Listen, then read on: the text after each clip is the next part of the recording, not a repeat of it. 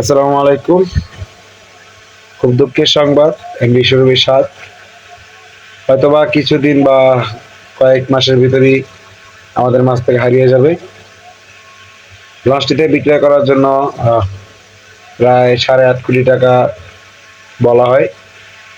কিন্তু বর্তমানে ঢাকা বরিশাল রুটে ব্যবসার যে অবস্থা, সেই পরিপ্রেক্ষিতে কোনো লঞ্চ মালিকই লঞ্চটিতে কিনতে আগ্রহ দেখায়নি।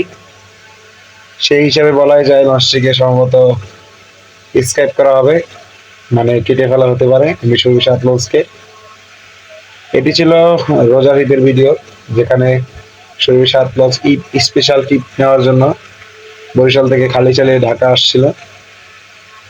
হয়তোবা এমন আর কখনোই দেখা যাবে না মিশর সাতকে, যে ঢাকা থেকে ঈদ স্পেশাল টিপ নেওয়ার জন্য বরিশাল থেকে খালি আসে আসা, এবং বরিশাল থেকে ঢাকার উদ্দেশ্যে খালি চালিয়ে আসা।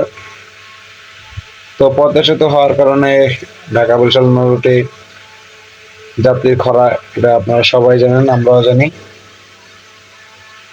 তো আমরা চাই লঞ্চ ব্যবসা টিকে থাকুক, এই কামনা